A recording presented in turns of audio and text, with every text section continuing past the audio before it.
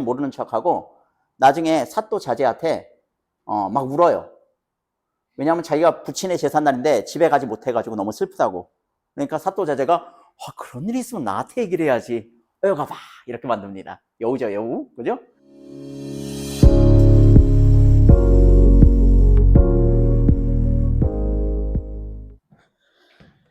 자, 오늘 할 작품은 이제 소설 인규 옥서선, 눈을 쓸며 옥서선을 엿보다라는 작품이에요. 이게 연정소설인데 일탈에 관한 작품이라고 보시면 됩니다. 보통 이제 어떤 정해진 레일이 사회마다 다 존재하죠. 그죠? 근데 이 정해진 레일에서 벗어날 때 인간의 본성이 잘 드러난다고 보는 거예요. 문학이라는 건 그 본성을 탐구하는 게 본연의 임무입니다. 그러다 보니까 연정소설에서는 일탈적 사랑이 많이 취급될 수밖에 없어요. 이 작품도 마찬가지입니다. 자, 스토리를 좀 봅시다. 자, 조선 성종 때 이름 있는 재상이 평양감사가 되었습니다. 평양감사, 여기에 관련된 속담이 있죠. 그죠? 그죠? 평양감사도 지 싫으면 그만이다. 뭐 이런 속담이 있잖아요. 그만큼 평양감사가 좋은 관직이었다는 얘기죠. 그죠? 평양은 풍류의 고장이랍니다. 놀기 좋은 곳이라는 얘기지. 그곳에는 옥서선이라는 아름다운 기생과 감사의 빼어난 아들이 있어요. 보통 고전소설의 인물형을 뭐라고 하냐면 제자가 인형 인물이라고 그러죠. 제자가 인형 인물. 그러니까 재주도 뛰어나고 외모도 아름다운 그런 인물입니다. 그때 이제 옥서선, 너희 본문에 보면 이제 옥서선이라는 애가 자란이라는 이름으로 나오거든. 자란. 그러니까 옥서선은 예명이에요. 예명이고 본명은 자란입니다. 그래서 우리 제시문에도 자란이라는 이름으로 나옵니다.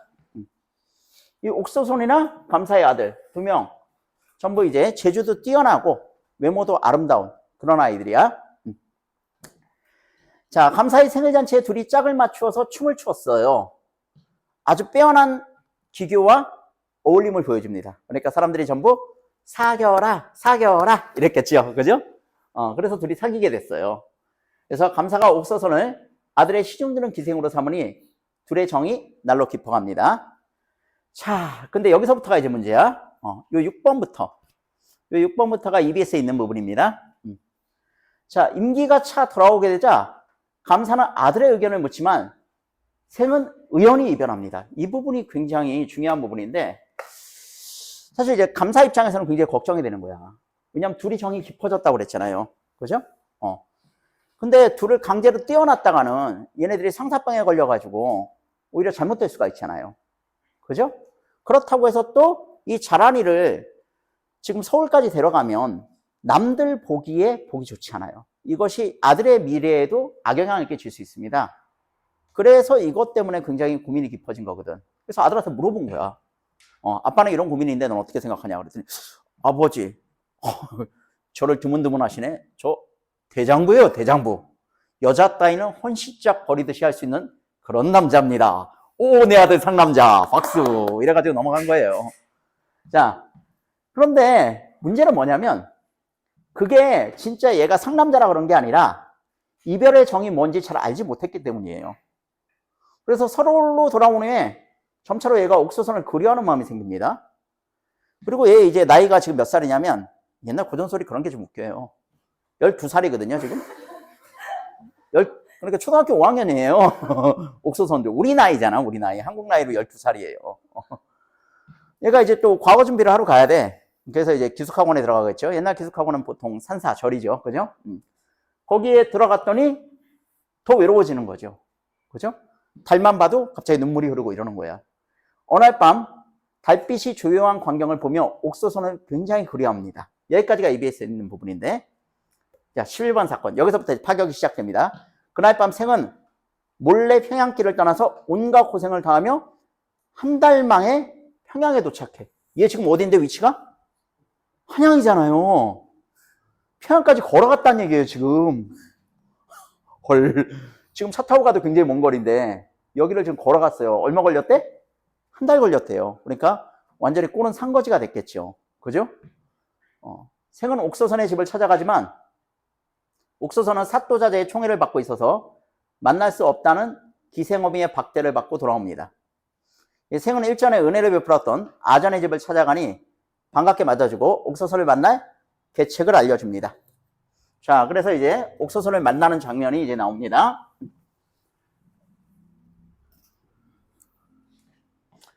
자, 그 계책이라는 게 인부로 분장하는 거예요. 눈수는 인부가 되어서 참 양반집 자제가 별게 다 되지요. 가명에 들어가서 옥서선을 만납니다. 옥서선이 굉장히 총명해요. 그래서 옥서선은 그 자리에서 모르는 척해. 그 자리에서 모르는 척하고 나중에 사또 자제한테 막 울어요. 왜냐하면 자기가 부친의 제삿날인데 집에 가지 못해가지고 너무 슬프다고. 그러니까 사또 자제가 그런 일이 있으면 나한테 얘기를 해야지. 가봐 이렇게 만듭니다. 여우죠, 여우. 그죠? 그래서 집으로 달려옵니다. 옥서선은 어미가 생을 문전박대 했음을 알고 그렇게 해서는 안 될 이유를 조목조목 들어서 어미를 꾸짖어요. 자, 이래서 딸려는 기르나 마나예요. 이유를 한 가지도 안 하고 5가지나 들어가지고 또박또박 어미한테 따집니다. 그이는 나의 첫사랑이었어요. 그의 아버지가 나한테 얼마나 잘해줬는데 나는 아직도 그 일을 잊지 못하고 있어요. 그리고 거짓골을 하고 들어왔는데 어떻게 돌려보낼 수가 있어요? 뭐 이런 얘기를 조목조목 얘기를 해요. 이런 부분은 이제 단순히 이 여자가 얼굴만 예쁜 여자가 아니라는 거죠. 아까 제자가 인형 인물이라고 그랬잖아요. 그죠? 굉장히 현명하고 똑똑하고 논리적인 인물이라는 걸 보여주는 겁니다. 자, 옥서선은 아전의 집으로 가서 생과 상봉을 합니다. 맞나요? 그래서 옥서선과 생은 야반도주에서 양덕 맹산 깊은 골짜기에 가서 삽니다. 산사에서는 생이 없어진 걸 알고 두루 찾아요. 근데 찾지 못하고 산짐승 같은 게 이제 물어간 걸로 생각을 했겠죠. 그죠? 그래서 이제 제사도 지냅니다. 자, 사또자제는 옥서선을 찾기 위해서 옥서선의 어미를 가두고 수소문했으나 찾지를 못합니다. 옥서선은 생을 독려하여 과거 공부를 하게 하고 성실껏 뒷바라지를 하였다. 여기서부터가 이제 뻔한 얘기로 들어갑니다. 이제 여러분들이 지금 읽는 작품은요, 이게 소설이 아니에요. 야사입니다. 야사. 소설 이전 단계의 설화 같은 거야. 야사라고 하면 옛날 할머니가 들려주던 옛날 이야기 이런 겁니다. 이 야담집에 실려있는 야사예요. 이 야사랑 소설은 어떻게 되냐면, 소설은 보통 주인공이 세계와 갈등을 일으켜요. 세계와 갈등을 일으키는데, 야사 같은 경우는 세계와의 갈등 관계가 별로 없습니다. 보통 연정소설 보면 아버지가 어떤 역할을 하냐? 아들을 말리는 역할을 하잖아. 그래서 아버지와 아들이 많이 싸우잖아요. 근데 이 소설에서 보면 오히려 아버지가 조력자죠. 물어보잖아. 그지? 아니, 아들이 저는 옥서선을 잊지 못해요. 그러면 데려갈 기세잖아, 아버지가 오히려. 그죠? 그래서 세계가, 주변이 이 주인공들한테 굉장히 뭐라 그럴까? 온화해요. 세계가. 냉정하지 않습니다. 원래 소설은 주인공들한테 굉장히 세계가 냉정하거든요. 그래서 비극으로 끝나는 작품들도 많은데, 보통 야담이나 야사들은 맨 마지막에 다 똑같아요. 행복하게 살았다. 끝. 이거죠. 그죠? 이 작품도 그래가지고, 이제 굉장히 뻔한 얘기로 이제 진입을 합니다. 얘네들이 일탈을 굉장히 멀리까지 해요. 멀리까지 해가지고, 결국 이제 생이 산골에 가서 사니까 뭐 먹고 살 게 없잖아요. 그래서 생은 처음에, 머슴살이를 합니다. 머슴살이를 하고, 옥서선에 이제 바느질 해가지고 살거든. 근데 이제 그렇게 살다 보니까 문제가 지금 있다는 걸 인식을 한 거지. 당신은 양반집 자제로 태어나가지고 지금 나와 사랑을 이루기 위해서 여기서 살고 있는데, 결국 따지고 보면 큰 불효를 저지르고 있는 거 아니냐. 이 꼴로 우리가 어떻게 집에 들어갈 수 있느냐. 그러니까 생이, 맞아. 어떡하지? 공감을 합니다. 한 가지 방법이 있다. 어떤 방법이야?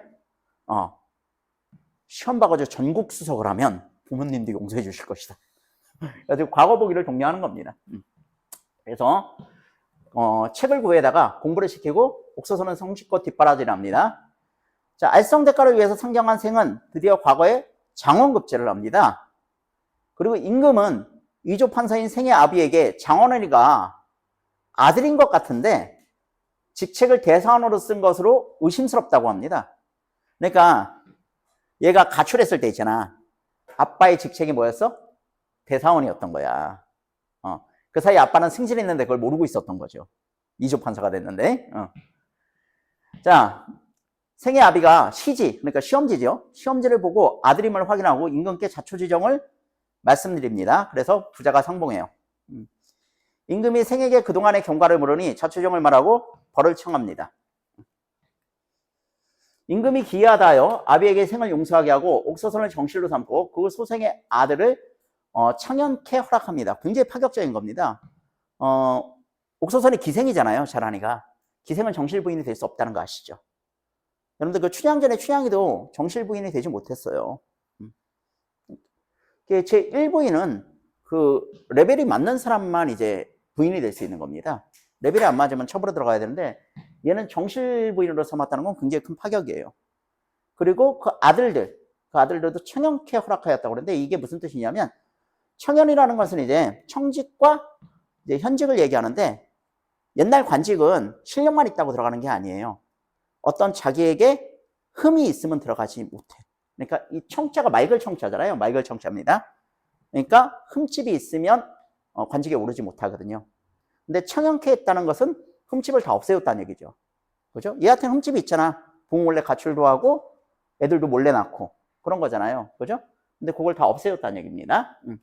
생애 부모는 자식을 얻은 것을 기뻐하며 옥수수를 맞아 정실로 삼았고 그 생은 재상에 오르고 아들들도 다 청연에 오릅니다. 그래서 맹산 사람들은 그들이 살았던 마을을 좌랑촌이라고 합니다. 이 좌랑촌은 벼슬 많이 한 사람들이 나오면 그 마을 이름을 좌랑촌이라고 하는 거예요. 좌랑도 벼슬 이름입니다. 됐죠? 완벽한 해피엔딩. 야담이라 그래요. 주인공들한테 참 세계가 따뜻하죠. 이런 세계는 없습니다. 실제로. 자, 가볍게 문제 봅시다. 윗글의 내용에 대한 이해로 적절하지 않은 거. 생의 부모는 생이 거짓말하는 줄 알면서도 일부러 속아 넘어갔다. 맞아? 아우, 저 상남자예요. 여자 따위는 헌신짝처럼 버릴 수 있어요. 이걸 거짓말하는 줄 알면서 일부러 속아 넘어갔다고? 아니죠. 그죠? 그러니까 답이 1번이네요. 그죠? 나머지는 다 맞는 거니까 확인합시다. 생은 한밤중에도 밝은 달빛에 의지해서 산사를 떠나 밤길을 떠났다. 맞고. 생은 아버지와 헤어져 있는 동안 아버지가 이조 판사가 된 것을 모르고 있었습니다. 그 다음에 임금은 생이 아버지의 직함을 잘못 알고 있는 것을 의아하게 생각했죠. 이조 판사로 승급했는데 그걸 모르잖아요. 생의 아버지는 시지의 필적을 보고 아들이 생존에 있다는 것을 짐작합니다. 다 맞는 얘기죠? 네. 자, 이 정도 보시면 될 것 같아요. 어렵지 않죠?